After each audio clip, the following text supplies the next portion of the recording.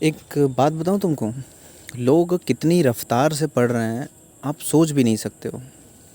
इलाहाबाद, कोटा, पटना और ऐसे जितने भी शहर होते हैं, जो बच्चे पढ़ाई के लिए अपने गांव, अपने शहर से थोड़ा दूर आते हैं, मैं वहाँ के कुछ दृश्य आपको समझाता हूँ कि क्या हो रहा है। आखिरकार आप फँसे कहाँ हुए हो।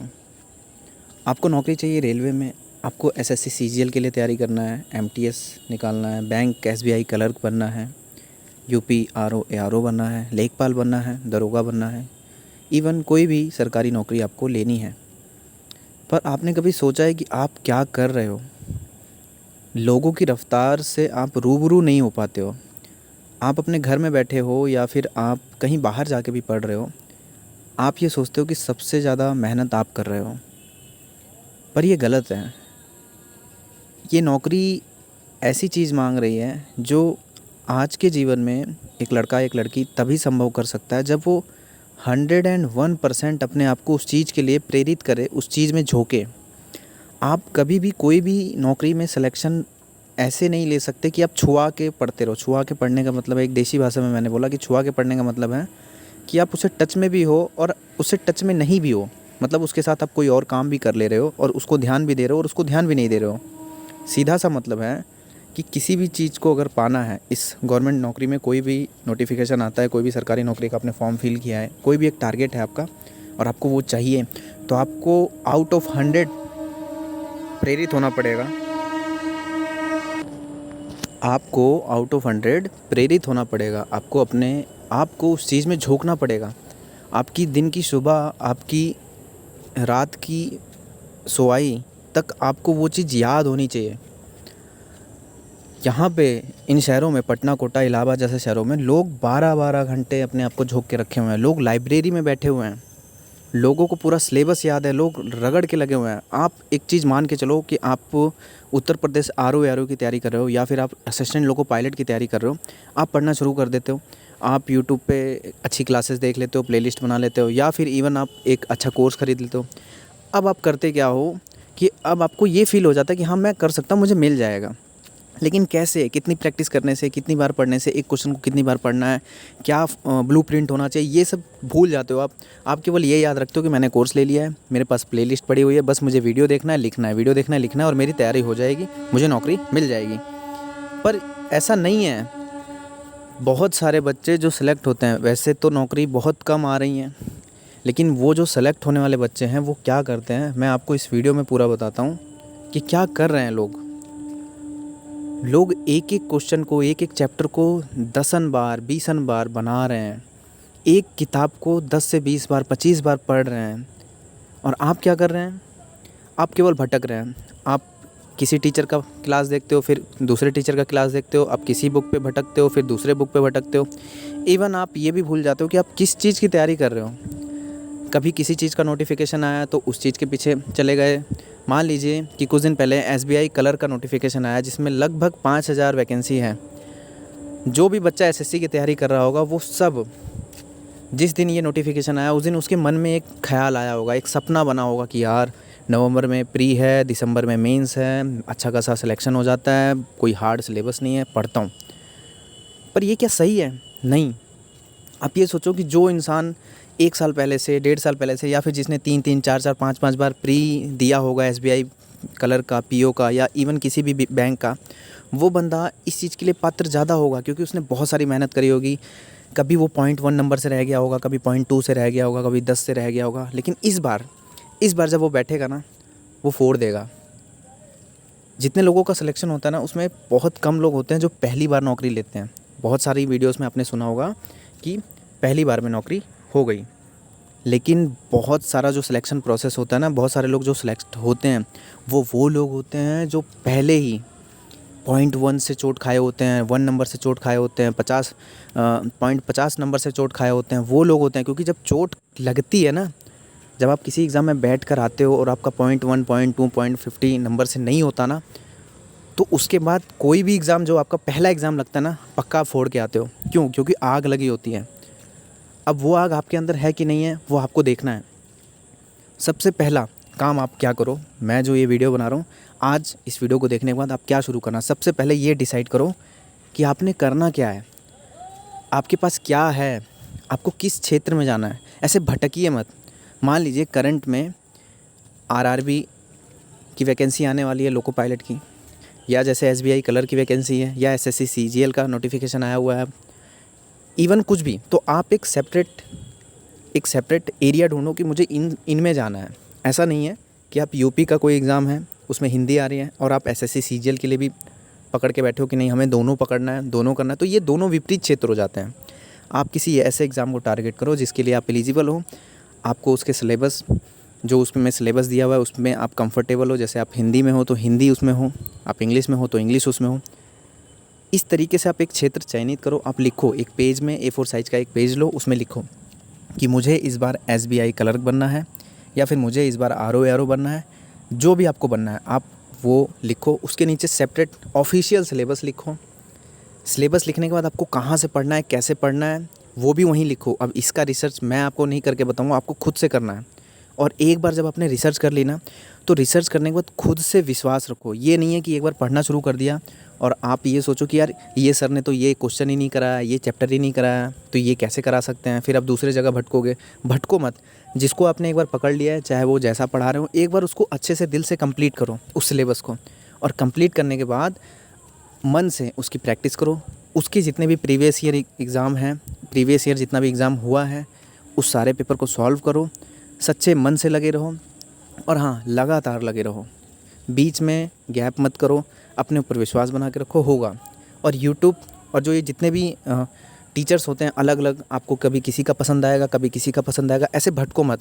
जिसका पढ़ रहे हो आंख बंद करके एक बार पढ़ना शुरू कर दो। बस एक बार पढ़ना शुरू कर दो, क्योंकि आपका फ़ाइट जो है ना, वो आपसे नहीं है, वो टीचरों से है। क्योंकि अब जो एग्ज़ाम में लोग बैठ रहे हैं ना, वो टीचर लोग बैठ रहे हैं। टीचर का मतलब वो सरकारी टीचर नहीं कि कॉलेज और स्कूल के टीचर, वो टीचर जो खुद से तैयारी करके थक चुका है, अब उसने पढ़ाना शुरू कर दिया है। क्योंकि आपको सिलेबस बहुत बड़ा लगता है। एक बार आप पढ़ लोगे, एक बार आप एग्ज़ाम में बैठ जाओगे ना, तो आपको यही सिलेबस एक दिन का, 1 घंटे का लगने लगेगा। और जिस दिन आपका सिलेबस एक दिन 1 घंटे का लगने लगेगा, उस दिन आप क्या पढ़ोगे आपको खुद समझ नहीं आएगा। फिर आप पढ़ाना शुरू करोगे। और वही लोग हैं, अभी वही टीचर लोग हैं। बीपीएससी जैसे एग्ज़ाम में जितनी पोस्ट होती है उससे ज़्यादा तो टीचर बैठ जाते हैं उसमें पढ़ाने वाले। तो सोचो कहाँ से एक छात्र का सिलेक्शन होगा। उसी तरीके जितने भी एग्ज़ाम होते हैं, जैसे यूपी में लेखपाल था, तो अब आप ये सोचो कि आप 60, 70, 75 लाख के इस नौकरी के पात्र नहीं बन सकते हो। आप 60, 70, 75 लाओगे तो आप लटके रहोगे कि मेरा होगा नहीं होगा। आपको इस तरीके से तैयारी करनी है, ये सोच के करना है कि मुझे आउट ऑफ 90 में आना ही आना है। आपको परसेंटाइल में खेलना है तो आप 90 परसेंटाइल में आओ। आप नंबर में खेल रहे हो तो मुझे 90 नंबर लाना है 100 में से। इस तरीके से पढ़ो। मैथ रीजनिंग ऐसे पढ़ो कि कोई भी क्वेश्चन मुझसे छूटे ना, पूरे के पूरे क्वेश्चन मुझसे बने।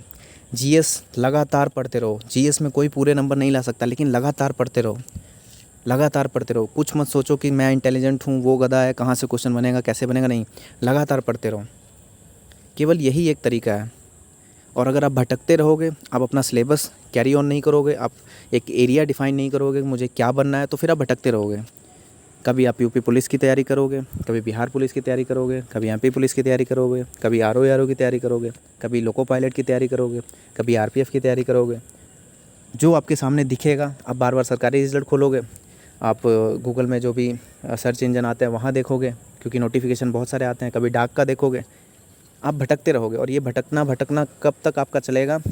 जब तक आपको कोई बहुत बड़ी चोट नहीं मिलेगी। क्योंकि चोट लगने के बाद ही आप सीखते हो। जैसे मैंने शुरू में बताया कि किसी एग्ज़ाम में आप शिद्दत से मेहनत करके बैठो और उस एग्ज़ाम में आपका 0.1 से ना हो, फिर सोचो आप कि आपको कितना दर्द होगा।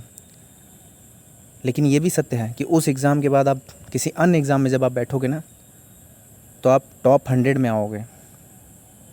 तो इसलिए इस वीडियो को देखने के बाद आप एक A4 साइज़ के पेज को लो, उसमें अपना एरिया लिखो, सिलेबस लिखो, किससे पढ़ना है, कैसे पढ़ना है वो लिखो, उसका रिसर्च करो। लिखने से पहले यूट्यूब आपके सामने है, उसका अच्छा उपयोग करो। आप स्क्रॉल करके रील्स मत देखो, शॉर्ट्स मत देखो। आप अपने आप को लेट कर किसी मूवी में मत खोने दो, आनंद मत लो। क्योंकि आनंद लोगे तो जो लाइब्रेरी में बैठ के 10 घंटा 12 घंटा पढ़ रहा है ना, जिसका ध्यान खाने पे नहीं जा रहा है, भूख पे नहीं जा रहा है, जो केवल चाय, गर्म पानी, कॉफ़ी पी के 10-10 घंटे बिता दे रहा है, उससे आपकी लड़ाई है। मैं ये नहीं कहता कि आप घर में बैठ के उस लड़ाई को नहीं जीत सकते हो, लेकिन उस जैसा बनना पड़ेगा। आप ज़बरदस्ती ये सोचो कि मैंने 3 घंटा पढ़ लिया, मुझे खाना चाहिए, मुझे कुछ कर लेना चाहिए, मुझे जाना चाहिए, नहीं होगा, नहीं होगा। 90 नंबर की तैयारी ऐसे नहीं हो पाएगी। 90 नंबर की तैयारी जब ही हो पाएगी जब आप 8 घंटा 10 घंटा अपने आप को झोंकोगे। आपका ध्यान खाने पीने घूमने टहलने मौज मस्ती यूट्यूब व्हाट्सअप फेसबुक इंस्टाग्राम से अलग रहेगा। आपके दिमाग में 24 घंटा वही चीज़ चलेगा कि मुझे इस बार तो बैंक में बैठना है, बैंक में कलर एज अ कलर के रूप में मैं अपने आप को देख रहा हूँ। मुझे इस बार आने वाली RO की वैकेंसी में मुझे मंत्रालय में बैठना है, मुझे सेक्रेटरीट में बैठना है। आप अपने आप को वहाँ फ़ील करो, देखो, क्योंकि उसके बाद जब आप अपने आप में जो चेंज देखोगे ना, सबसे पहला चेंज है कि आपको भूख लगना बंद हो जाएगी। आपको पता ही नहीं चलेगा आपने कब खाया, कब पिया, किससे बात किया, नहीं किया। आपको पूरा सिलेबस आपके दिमाग में होना चाहिए। आप जिस नौकरी की तैयारी कर रहे हो, लास्ट ईयर जो पेपर आया था वो आपके दिमाग में होना चाहिए कि क्या क्वेश्चन आया था, अच्छा ये से क्वेश्चन आया था, अच्छा ये क्वेश्चन आया था, अच्छा ये क्वेश्चन गलत आया था, अच्छा इसमें ये ऑप्शन दिया था। आप छू के नहीं रह सकते हो कि आप छुओ, मतलब किसी चीज़ को छू लिया, हाँ मेरा हो जाएगा, नहीं, छू के तैयारी नहीं होगी। अपने दिल से लगाना पड़ेगा, गले से लगाना पड़ेगा। मेहनत इस तरीके से करो कि लास्ट ईयर का पेपर आपके दिमाग में याद हो, 100 के 100 क्वेश्चन आपको याद हो कि ये क्वेश्चन आया था, तब जाके सिलेक्शन मिलेगा आपको। आपके पास अगर कोई मैथ की, रीजनिंग की, GS की बुक है ना, तो कम से कम उसको 10 से 12 बार आपने ख़त्म किया हो। आप जब एक बार भी उसको ख़त्म नहीं कर रहे हो तो आप क्या आशा करते हो कि आप उस एग्ज़ाम में टॉप करोगे, आप उस एग्ज़ाम में कट ऑफ पार करोगे। आपने एक बार, मान लेता हूँ कि एक बार आपने हल्के हल्के ख़त्म किया है, तो आप उस बंदे से लड़ सकते हो जिसने उसी किताब को 10 बार ख़त्म किया है। कैसे लड़ सकते हो? फिर आप कहते हो कि नसीब अच्छा नहीं था। यार, नसीब अच्छा बनाना पड़ता है। कड़ी मेहनत करोगे तो नसीब अपने आप अच्छा बनेगा। मान लो आपके पास किरण पब्लिकेशन की मैथ की बुक है, आपने उसको 10 बार ख़त्म किया है। पहली बार वीडियोस के माध्यम से ख़त्म किया, दूसरी बार नोट्स के माध्यम से ख़त्म किया, तीसरी बार इंडिविजुअली बिना नोट्स देखे, बिना वीडियो देखे पूरी की पूरी किताब अपने अपने मन से सॉल्व करी है। तीसरी बार, चौथी बार, फिर 5वीं बार, फिर 6ठी बार। भाई साहब, आप 10 बार करोगे, सोचो आपको एक एक क्वेश्चन याद हो जाएगा। और फिर जब आप एग्ज़ाम में बैठोगे तो आप क्या आशा करते हो, आप क्या करके आओगे? आप सोचो, आप तूफ़ान मचा के आओगे। तो इस आग को मत बुझने देना। अभी इसी वक्त सबसे पहले रिसर्च करो, किताबों की रिसर्च करो, किस चैनल से पढ़ना चाहते हो, किसका कोर्स खरीदना चाहते हो, वो रिसर्च करो। आप भटको नहीं। रिसर्च करने के बाद एक नौकरी पे जाके टिको कि मुझे ये बनना है, ये बनना है और यही बनना है। और अपने आप को इस तरीके से तैयार रखो, क्योंकि असफलता सबके जीवन में आती है। आपको भी मिलेगी, मुझे भी मिलेगी, सबको मिलेगी। बिना असफलता के सफलता का औचित्य नहीं रहता। तो पहले से डरना नहीं है कि यार RS अग्रवाल तो इतनी मोटी बुक है, किरण तो इतनी मोटी बुक है, ये तो बकवास बोल रहे हैं, केवल ट्रिक्स पढ़ लेने से हो जाएगा, छोटी वीडियोस देख लूँगा, 15-15 क्वेश्चन कर लूँगा। आप कर सकते हो, लेकिन जो जितना चालाक बनता है ना इस फील्ड में, एंड में आके उसको सब समझ में आता है कि यार घुसना तो इसमें पड़ेगा, मुझे RS अग्रवाल बनानी पड़ेगी, मुझे किरण पब्लिकेशन की बनानी पड़ेगी, मुझे प्रीवियस ईयर बनाने पड़ेंगे, मुझे प्रैक्टिस सेट करना पड़ेगा, मुझे रोज़ एक प्रैक्टिस सेट करना पड़ेगा। बैंक में जिन लोगों का सिलेक्शन होता है, मैं उसकी एक सच्चाई बताता हूँ। आज आप लोग हो सकता है कि एक प्रैक्टिस सेट लगा रहे होगे किसी भी नौकरी की तैयारी जब आप कर रहे हो। मान लो आप किसी एक नौकरी की तैयारी करते हो, मान लो NTPC की आपने तैयारी करी, तो आज आप टेक्स्ट बुक से एक टेस्ट लगाते होगे डेली, उसका एनालाइज़ करते होगे, तो आपको एक दिन लग जाता होगा अच्छे से। लेकिन जो लोग बैंक की तैयारी करते हैं ना, वो एक एक दिन में 3-3 4-4 सेट लगाते हैं लाइब्रेरी में बैठ के। और 3-3 4-4 सेट लगाने का मतलब समझ रहे हो? दिमाग का ऐसा हुलिया हो जाता है ना कि वो प्रेशर वही बंदा जान रहा है जो 3-3 4-4 सेट लगा रहा है। लेकिन हाँ, जब इस चीज़ की आदत पड़ जाती है, रेगुलर जब बंदा 3-3 4-4 सेट लगाने लग जाता है ना, तो हाँ, उसके हाथ में फिर नौकरी है। वो पहले से एकदम कन्फर्मेशन उसके अंदर दिल से आवाज़ आती है कि मेरी है, चाहे 5 पोस्ट हो, चाहे 50 हो, मेरी है। क्योंकि 3 प्रैक्टिस सेट लगाकर उसका एनालाइज़ करना, आप सोच नहीं सकते हो कि कितना दिमाग को दर्द देने वाला काम है। और जब आपके दिमाग में दर्द होने लगेगा, तब समझ लेना कि हाँ, आप सही ट्रैक पे हो। आप लेटे-लेटे शॉर्ट्स देख रहे हो, आप लेटे-लेटे किसी का मोटिवेशन देख रहे हो कि रंजन सर ने 50 में से 50 ले आया। सुनने में अच्छा लगता है, फ़ील करने में अच्छा लगता है, लेकिन जब खुद करोगे ना तो समझ में आएगा, हार जाओगे। 1 घंटा 1 दिन के अंदर आप सब के सब हारने लग जाओगे। पर उन्हीं सब लोगों में से जो 1 घंटा 1 दिन को 1 महीने 6 महीने लगातार करना शुरू कर देगा ना, वही उसी में से एक बंदा निकलता है जिसका सिलेक्शन होता है।